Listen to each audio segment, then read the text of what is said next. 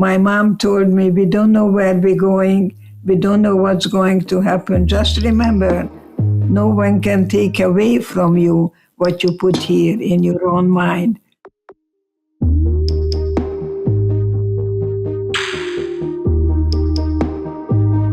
I have so much stuff I wanted to ask you, but given that we're already talking about that, one of my favorite parts in the choice, you talk about your son who was born with some disabilities, but you have this conversation with you and the doctor where he tells you that your son is going to be whatever you make him into being, and that if you push him too hard, it's a problem, but if you don't push him enough, it's a problem. Oh, I'm so brilliantly. Oh, you are so brilliant. I love you. I love you. You're adopted. You're adopted. So I'm curious then, given what you experienced, how did that shape your parenting strategies? I imagine you would have two impulses. One, you would want to hold them close and never let them feel even the slightest bit of pain. And on the other, it might make you, I don't want to say insensitive, but it could be hard to calibrate what's normal and healthy, given, what you witnessed and what you experienced. How did you think about that?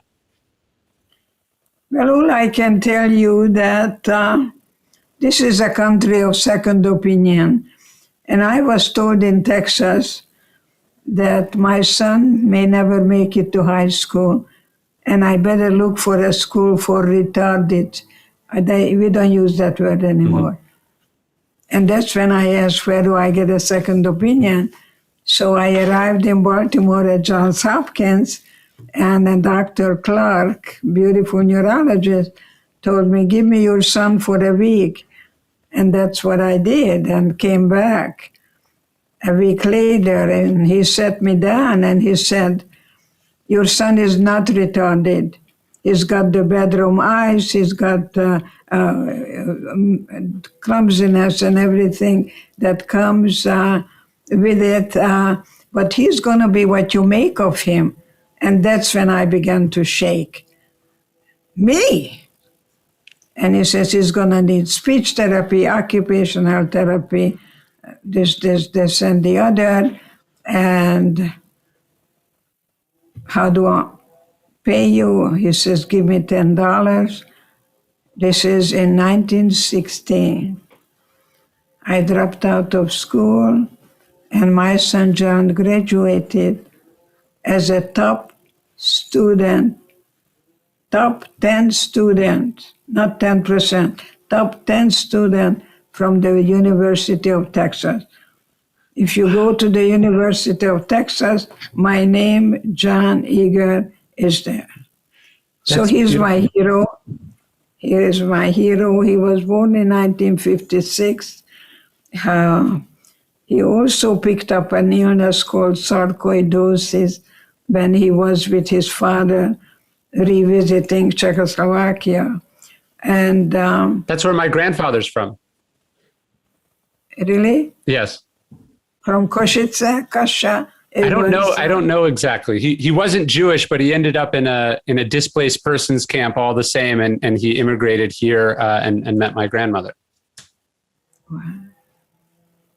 You come from good blood, good survivor. So. Do you eat the food called trapanka, called halushki? I remember eating a lot of sausage. We ate a lot of sausage. Lot of sausage, exactly. Yeah, Hungarians have very good sausage too. And are you the firstborn child? I'm the oldest, yes. I have one younger sister. Okay. Oldest children are Nobel Prize winners, very responsible, and if you marry a firstborn, you're going to have two bosses, and you may have some power struggle. I married a youngest child, so we balance each other out. That's well. That you did well. Well, you know how we call the youngest child? What? Charming manipulators. That's exactly. I would say, with all kindness, that is a great description of my wife. So never argue with her. Yes. So I had an interesting question. So I'm fascinated. So you were born in 1927. Have you thought about who the oldest person you met as a child was? So like, I'm fascinated with how far back in history your life connects with. Does that make sense? Yes, and the person is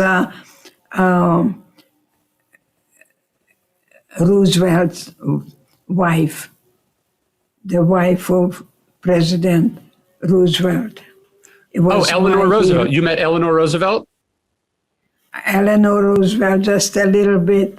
But anything I wanted to learn about the woman who created her own identity and not to bother being jealous wife or anything like that. She became my hero. She still is.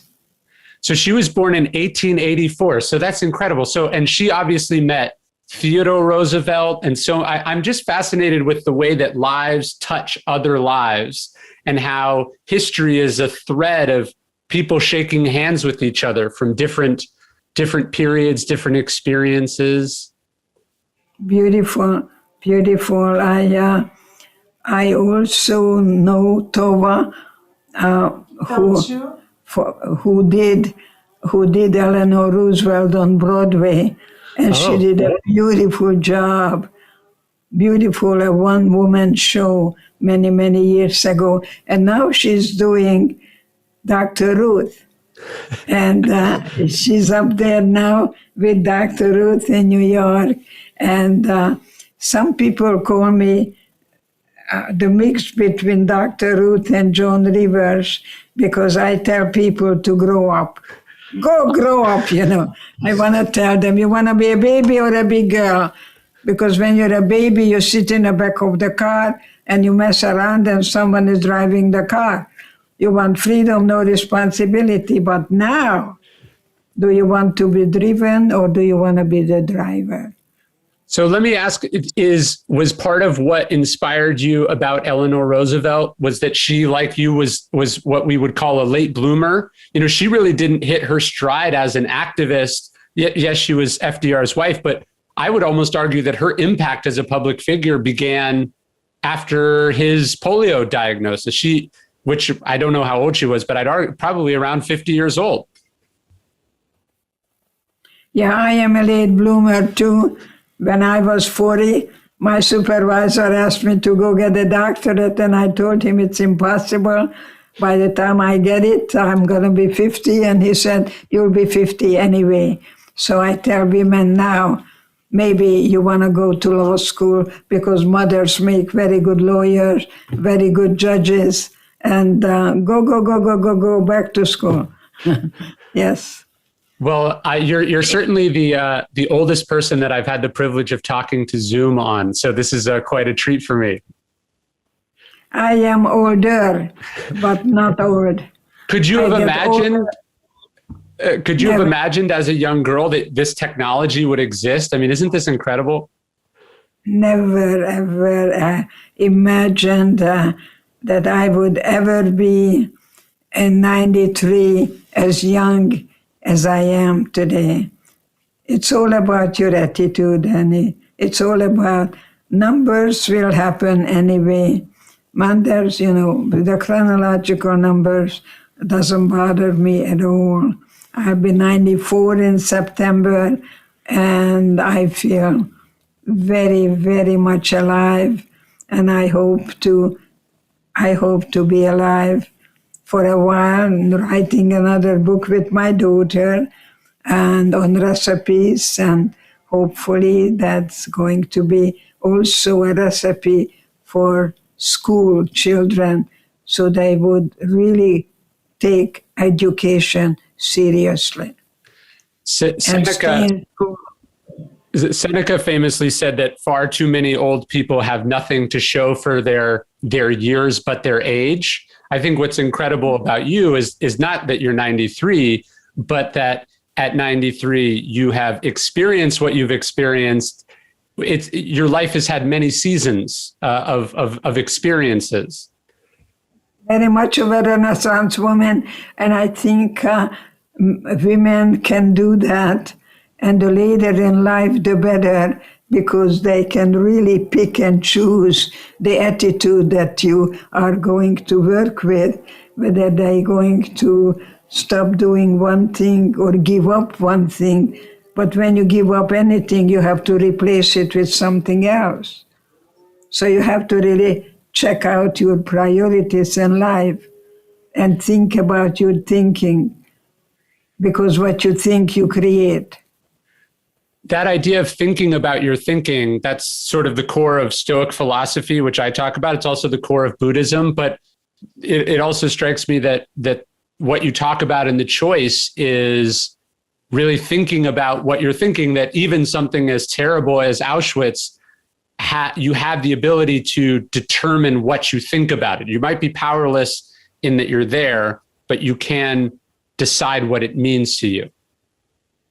It is very important for me to tell you that I found love and God in Auschwitz, because I was able to look at the guards, that they were more in prison than I was, that they were brainwashed. They were brainwashed to look at me and calling me. They're calling me cancer to society. And I was told in Auschwitz, I'm never going to get out of here alive. And I was able to turn hate to pity and feeling sorry for the guards, that they would have a conscience and they would have to pay for what they're doing now, putting children into the oven without even gassing them. But that doesn't come naturally, right? You have to really work to get yourself there, or is that how your disposition just is? I think I wanted to live so badly. And I was in love. I was in love, you see. And he told me I have beautiful eyes and I have beautiful hands. So, in the cattle car, my mom told me, and I quote that all the time when I go to school, my mom told me, we don't know where we're going. We don't know what's going to happen. Just remember, no one can take away from you what you put here in your own mind. So that's why I tell young children to please stay in school, even though, God gave us temptation. I'm really tempted to eat up the whole Hungarian chocolate cake, but I have to learn to be a good mommy to me, because dependency breeds depression. There was no mommy there for me. I had to learn, is what my belief master told me, that look at God from inside out.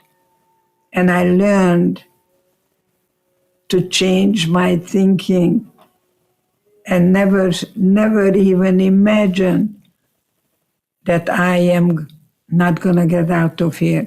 When I get out of here, I'm going to see my boyfriend. When I get out of here, I'll show him my eyes, my hands. When I get out of here, tomorrow is where I was always. Tomorrow was really, truly a wonderful friend to me. Are you familiar with James Stockdale, the prisoner of war in Vietnam at all? Maybe not. He was a prisoner of war in Vietnam, and he studied Stoicism, and so he was thinking of the work of Epictetus there, and as he was being tortured. And I'd be curious what your take on this is, because what he was saying, and obviously not having experienced it, I have no idea, but he was saying that there's this tension, because he said the optimists were the ones that didn't make it out. Because the optimist always thought, I'm going to be home by Christmas. I'm going to be home by summer. And it never happened. So he said, you can't be an optimist. You have to be a realist. But at the same time, you have to have this unflinching belief that you are going to survive. And if you do, you will turn this into the best thing that ever happened to you. See, I had two Vietnam veterans. It's in my TED Talk. Yeah. So one of them was in a kind of a fetal position. Why me? Why me? Cursing God, country, you name it. And then the other one, it was just the most amazing, complete antithesis of this one, and told me, hey, Doc, I'm sitting in a wheelchair and I can see my children's eyes much closer, and I can also see the flowers. And I'm sitting there with a white coat, a lab coat, Dr. Eger, Department of Psychiatry, and I feel like the biggest imposter because I went to school, and made me realize that I cannot take them further than I have gone myself. And that's when I decided to go back to Auschwitz. I wish I could meet those two Vietnam veterans that I decided to go back to the lions, then look at the lion in the face. And I went to my sister and I asked her to come with me. And she told me I'm an idiot. And not only an idiot, but also I am a masochist. That what do I want to do when I'm already in America and I can be a good Yankee Doodle dandy? And believe me, that's the work I do today, because you can't heal what you don't feel. So don't medicate grief. And I'm so privileged to teach at the university the wonderful psychiatric people who are not medicating grief. But I also can tell you that I also worked with a wonderful girl from Yugoslavia, and together we were keeping each other alive. But she told me that we're going to be liberated by Christmas. And Christmas came,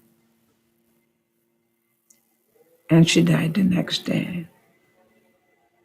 That kind of rigid thinking, all or nothing, didn't work at all.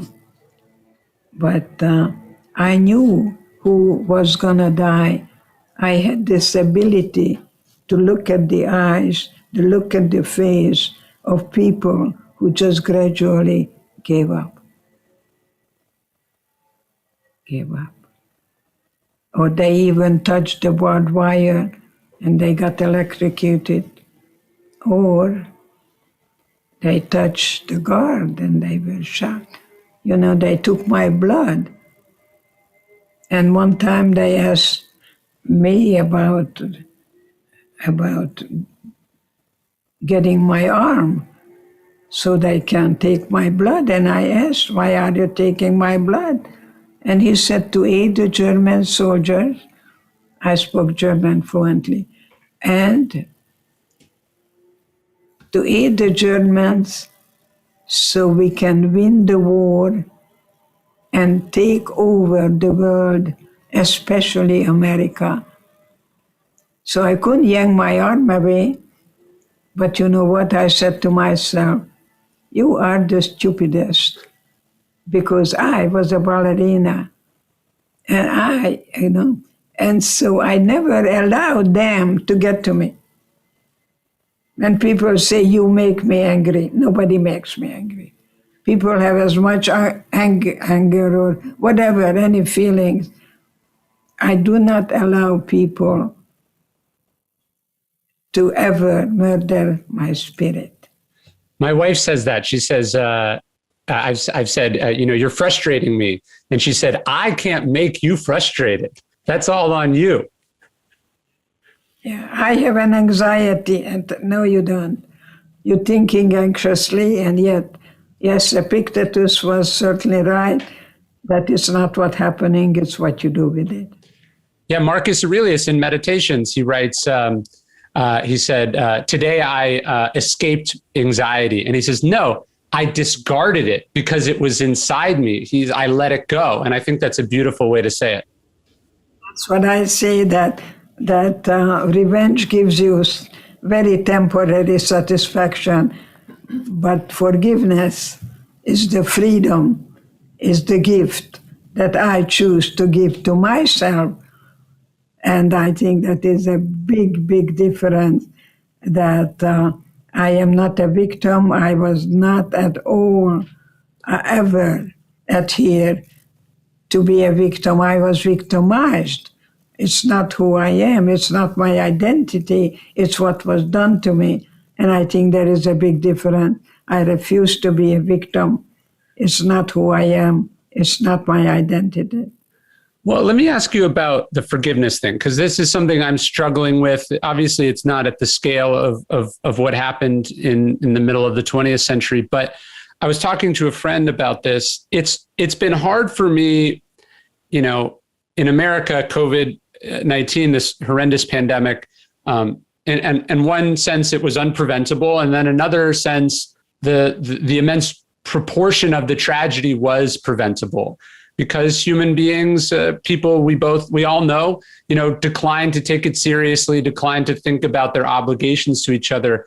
I'm having a little bit of trouble going back to life and being able to forget, that certain people couldn't wear a mask, or certain people didn't want to follow protocols, or certain people said, I'm young, this doesn't affect me. This is, it's only old people that are dying. How do you forgive and forget the immense callousness and selfishness that human beings are capable of?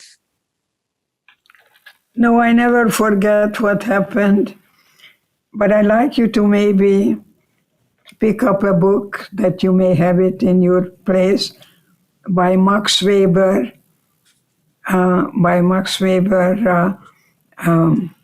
Capitalism and the Protestant Ethics. Okay. And he refers to the Jewish people as pariah. Jews are the pariah. See what happened, Germany didn't win the war. And any time a country suffers economically, they have to have a scapegoat. Mm-hmm.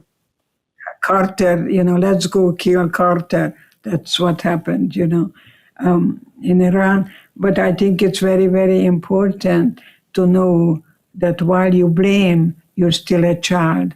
Children blame. You made me angry. You did this to me. No, 4:00 in the morning in Auschwitz, I didn't know what's going to happen next. I didn't know whether I'm going to end up in a gas chamber. I didn't know. And that's a very difficult place to be, that you don't know what's going to happen next. We didn't know when we took a shower whether gas or water is going to come out. Minute by minute, hour by hour, day by day. But I knew that I'm going to do everything possible to take care of my sister. And all we had was each other then. So you had to go beyond the me, and commit ourselves to each other and form a family of inmates. All we had was each other then, and all we have is each other now. So when you come out of Auschwitz and you go back to your life, and then your life is disrupted again by the sort of tyranny of communism, I guess I'm just curious, how do you not carry resentment or anger, not just at the perpetrators, but at the bystanders or the indifferent population that allowed something like this to happen? I guess that's what I'm struggling with. Yeah, I think, there is no forgiveness without rage. You got to go through the valley of the shadow of death, but don't get stuck in there. Some people are chronically angry because the anger somehow keeps them from really facing and go through that pain, but not to get stuck in there, not to be a victim. So you're in a dark tunnel, but you're going towards the light, that you have to have an arrow that you follow. No, don't cover garlic with chocolate. It doesn't taste good. Don't try to forget things, as I did. I went totally underground when I came to America because I didn't want to be a weirdo. I felt like a weirdo anyway. So if you ask me, who are you? And I would say, who do you want to be? I think I became a very successful schizophrenic. And you tell a story about meeting one of the guards right afterwards and the feeling of love that you experienced when you held their hands. That struck me as almost superhuman. That was actually Corrie ten Boom, who met the guy who was responsible for her sister's death. And that's where I learned about forgiveness from Corrie ten Boom. She's my hero, The Hiding Place. You may have her book there. And I think that it's very, very important not to run from the past or forget it or fight it, but recognize no matter what happened, I made it. I was very suicidal after I was liberated. I was lying in a cast. I could hardly breathe. And I realized the parents are not coming back. My boyfriend was killed a day before liberation. It's important to be realistic rather than idealistic, because when the idealist doesn't get what they're looking for, they can become very sarcastic, very cynical. The Hungarians can be very cynical, very sarcastic. I like philosophical humor, not sarcasm or cynicism. Yeah, General Mattis says that cynicism is cowardice, which I think is a beautiful way of expressing it. It's a mechanism to hide from life. Yeah, that's well said. Very well said. So you read a lot of books, the books that you carry. Yes. That's beautiful. That's lovely. That's yes. lovely. You really are maybe wondering, well, what is my truth? Well, my grandmother gave me a copy of Viktor Frankl's A Man's Search for Meaning as a young man. And that book opened my eyes as it did for you. And I'm just curious about what your experiences with him were like. My experience with him was wonderful. When I met him, he told me to meet him in San Diego at the International University. And this was the time when I was studying myself philosophies. And then my daughter was with me.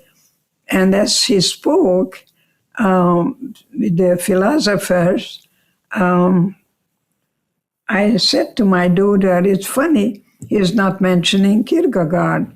Not that I gave a damn about Kierkegaard, but you know what happened afterwards? I thought I had a pope with me, but the pope was insecure. He wanted to know whether he made any mistake. And I said, no, it was lovely. And my daughter said, remember, Mom, you said that I wanted to kill my daughter. I want to kick her under that German mentality that you have to do everything right. Mm-hmm. Imagine, I didn't give a damn about Kierkegaard. Here I am with the Pope. Little me, Viktor Frankl. So that's my first experience. And I am in one or two books too, that I became truly a very, very ambitious logotherapist. I am a diplomate in logotherapy, and I did a keynote address on his 90th birthday, and I can tell you that Viktor Frankl has a great deal to do with where I am today, with me and my voice, that he guided me to go back to that lion's den and look at the lion in the face and reclaim my innocence. So when I went back and I was ready to come out, I saw a man with a uniform. And for a moment I thought, I'm in a camp with a Nazi. And the realization that I had a blue American passport in my pocket. That was an amazing experience, that I'm not Popeye. I am me, and it's okay to speak English with an accent, and I don't have to give up my true self for some kind of a formula that actually was the best thing I ever done. And that's what I do in my work now. You revisit the places where you've been. We go through the grieving, feeling, and healing. You cannot heal what you don't feel. Crying is very good. How does that work? Because today it seems like there's a lot of focus on, trigger warnings and safe spaces and trying to protect people from pain. I'm not discounting their trauma, but it seems to be that our response is, if you have trauma, there's something wrong with you. And now we have to be very sensitive or you will break. That seems the opposite of what you and Dr. Frankl were talking about. Yes, I think that I will tell you, the more you suffer, the stronger you become, because it's much easier to die than to live. And I was very suicidal after I was liberated. Not while I was there, but when I realized my parents are not coming back, the reality hit me. And I know that some voice was talking to me and told me that if I die, I will never find out what happens. And it's better to be for something than against something. And that's how I joined the healing arts profession. Healing is different from curing. So the doctors and I work together, and they do the curing and realize that some people need medication because they have something too much of or too little of. And it's very important to have a very good physical, to have a good testing of everything from top to toe, because talking therapy is not enough many times. I think that the thing that struck me most about Man's Search for Meaning was he has this paragraph in the book where he says, we ask, what is the meaning of life? And he says, that's wrong. Life is asking us what meaning we are going to create with our actions. Yes. And not only that, but I think that it's not that you can buy, it's a discovery. And I like to call Auschwitz as an opportunity to discover the part in you that no Nazi could touch, my spirit. They could throw me in a gas chamber any minute. I had no control over the external, but they could never touch the spirit that I bring you. That somehow I found hope in hopelessness, and there is a gift in the COVID. Don't go back. Have a new beginning. People say they want things to go back to normal, and normal is what caused this. It shouldn't go back to normal. That would be a rejection of the meaning of the suffering that all these people experienced, ourselves included. No normal. No, there is no such thing. Don't go back. Have a new beginning. And especially if you are in a marriage, you may be able to tell your husband that you would like to go back to school, Because when I told my husband I want to go back to school and get a doctorate, he said, I don't want to be introduced as Mr. and Doctor. You see? But I didn't listen to my husband. You got to risk. You got to risk. And it's okay. It's okay because I'm not a people pleaser anymore. There is something in me. And that's what happened, when we fled to Vienna and we were going to join the train to go to Israel, where we put everything there, clothes for my daughter for 5 years and everything. And I had a friend in Israel who told me not to come to Israel now because they are in a desert. And if I had the opportunity to go to America, and that's what I told my husband. And he went out to the train station. They called his name, and he came back. And that's how I came to America in 1949 and let everything go and became totally penniless. I came to America and didn't have $6 to get off the boat, and that the Red Cross gave me $6, and you can go to the William Beaumont Army Medical Center and see how much money I gave, not money, but the time I gave for the $6 that they gave me when I came to America. So I don't owe anything to anyone. I always pay my bills right away. And I think it's very, very important to discover the real you. And I think when you're discovering the real you, one of the things that was most moving to me in the book was, I believe you met like a white supremacist or a racist or something, and you were talking about trying to find your shared humanity with that person and discovering that you yourself, a victim of so much hatred and discrimination, that you had to find the bigot inside you because we all have one. That's beautiful. I had this 14-year-old, and he told me in Texas he's a boot boy. And I know nothing about boots, of course. And I just acknowledged it. But then he got up and he took his elbow and he said, hey, Doc, it's time for America to be white again. And I'm going to kill all the Jews and all the N-word and all the chinkos, in a Texas accent, all the chinkos and all the Mexicans, Okay. So if I would have reacted, see, when you react, you don't think.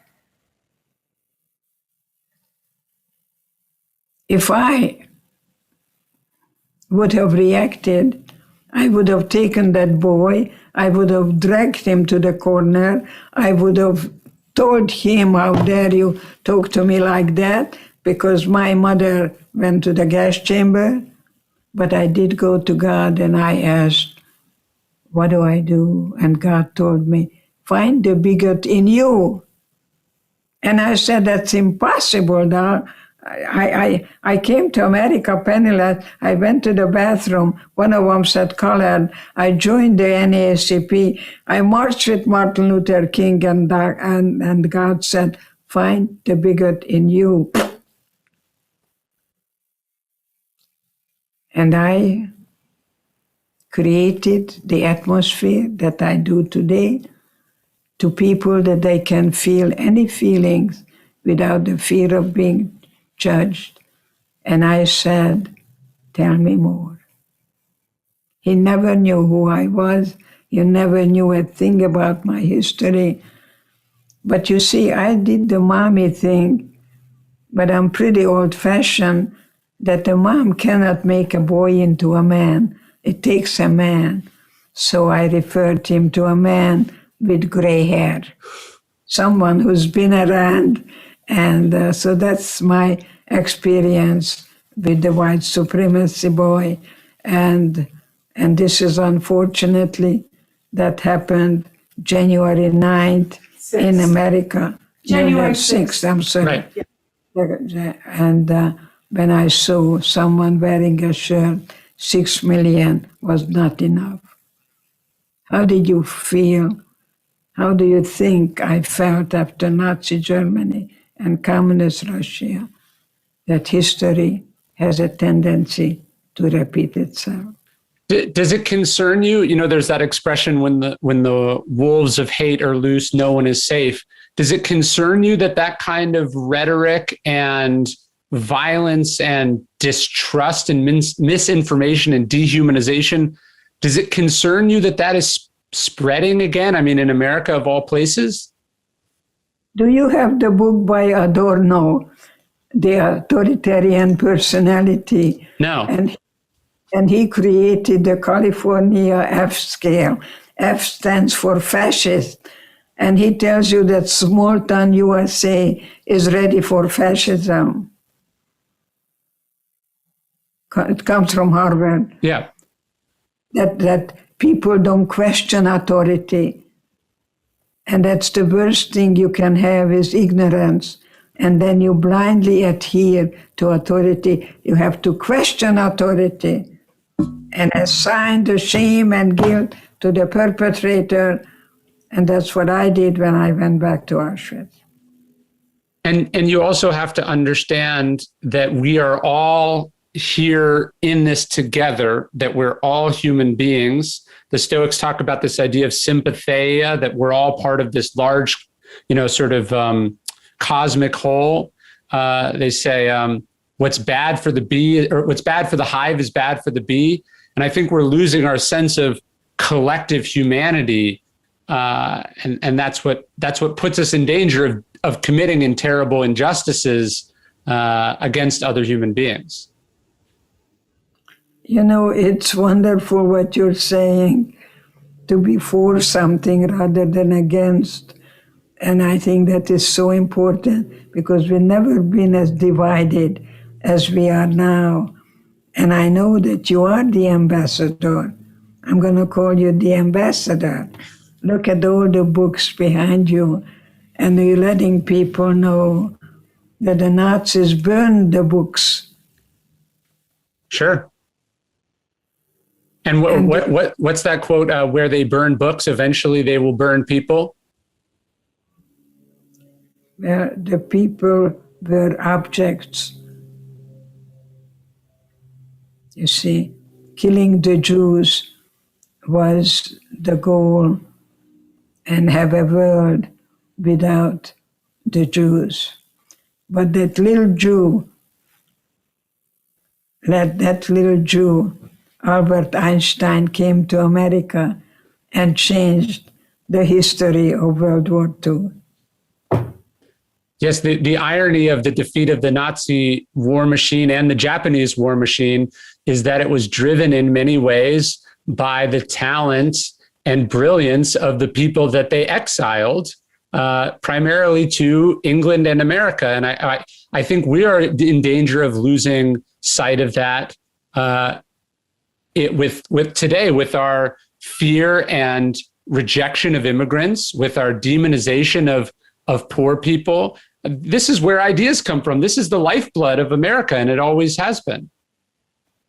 You know, Churchill is my hero. We're going to fight. Yes, Churchill is my hero. Wonderful man. Well, I was in London, thank God. I was interviewed by the CBS and many people. BBC. It was so wonderful for me to say that I loved Churchill and I loved Eisenhower, and I was in Auschwitz when they planned the Normandy invasion.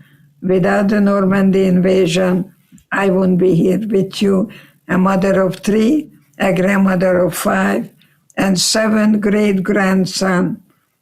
And one of them are just 1-year-old twin. Wow.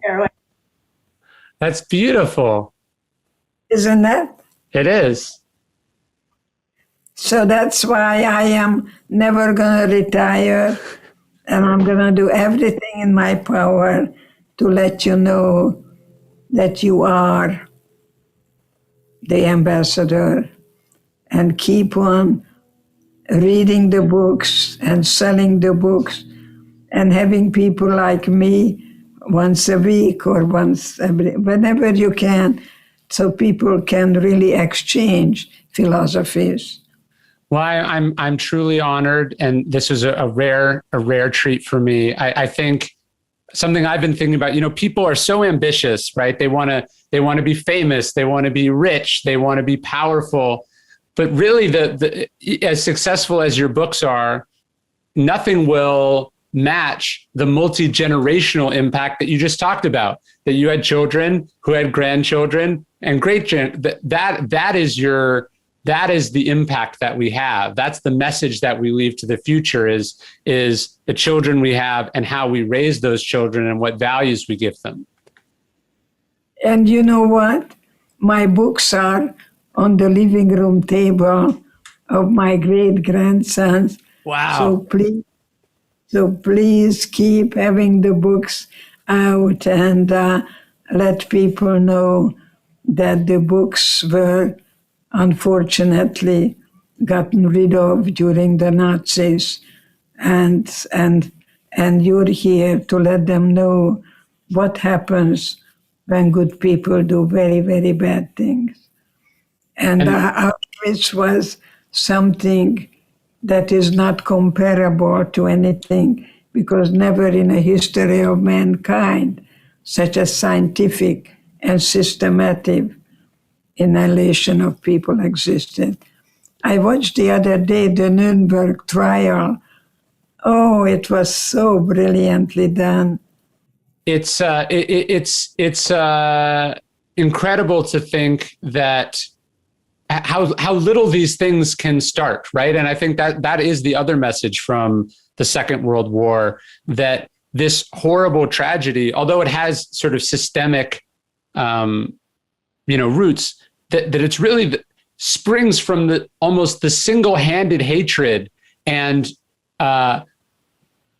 insanity of a single individual, that one person can put all of those events in motion. And I heard a great quip at the beginning of the pandemic, before we were quite sure of the origins. They said, if you don't believe an individual can change the world, talk to the person who ate a bat. Right? When we thought that a bat had spread coronavirus to all these people, Hitler is proof that a horrible individual can change humanity for the worse. But Churchill and de Gaulle are proof that an individual can redeem history, can change history for the better. And I think that's the choice, right? Are you going to be a hero or a villain? And that's the one thing that we decide. No one gets to choose that for us. We decide. I was told that there was a Jewish guy in Czechoslovakia, and he didn't have any money to go to Vienna to take a test to become an artist and go to school. So he walked to Vienna and he begged them to take the test, and they allowed him. And next to him was Hitler. He had a different name. Mm-hmm. And Hitler flunked, and he made it. And he had tremendous guilt that if he would have flunked, then we wouldn't have the Hitler who became a Hitler. And he had tremendous guilt, survivor's guilt, that Hitler really wanted to be an artist. He was a beaten child.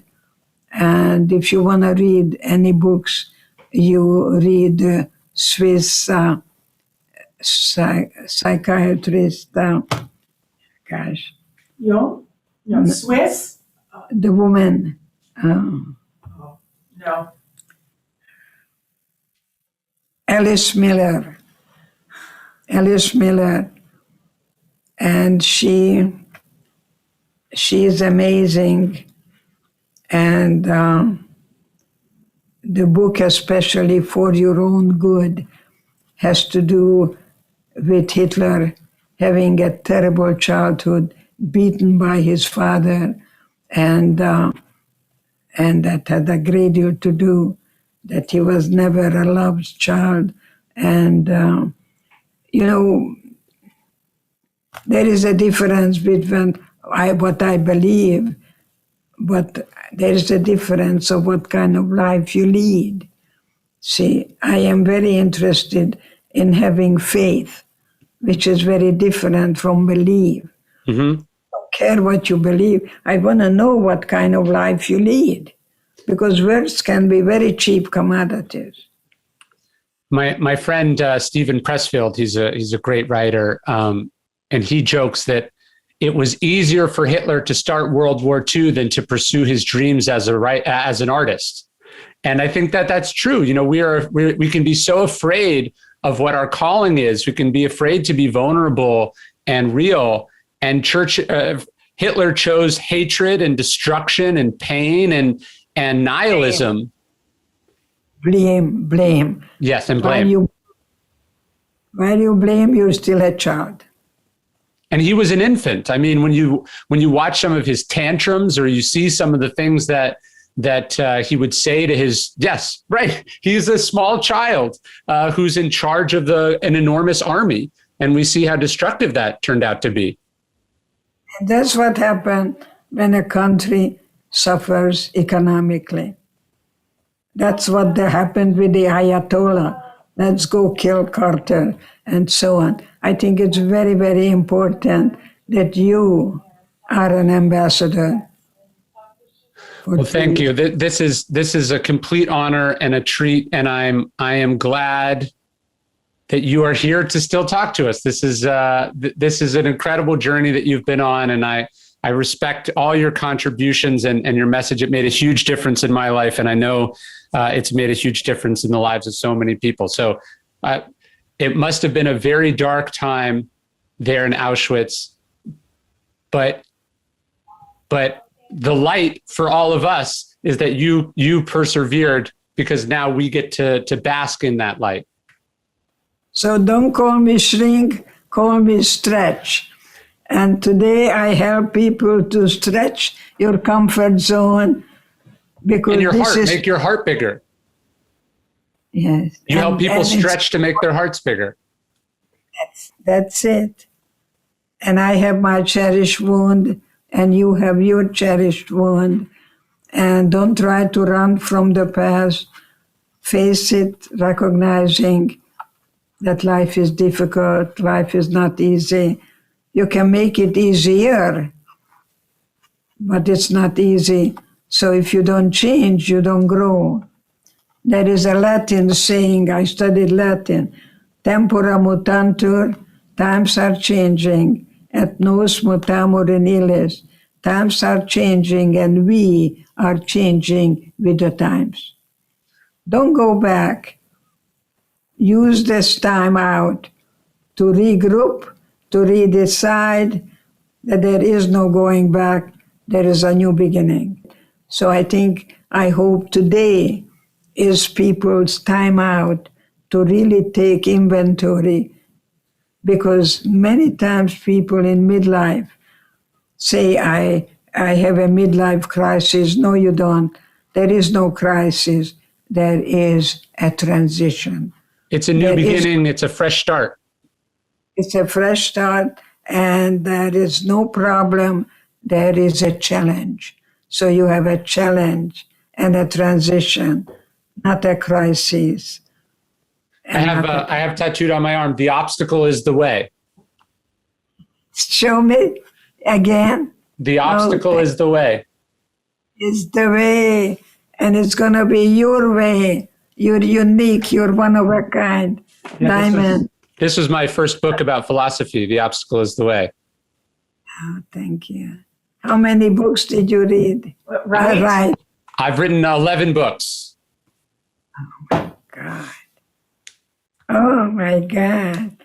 So you're going to have a dozen books? I'm trying to get to a dozen, yes. My next book is about courage. I'm doing a series of books on the cardinal virtues: courage, justice, temperance, and wisdom. Thank you. Thank you. I hope I'll be alive to read it, and I couldn't be more satisfied today that I met someone who is doing everything in his power to see to it that Holocaust will never ever happen again.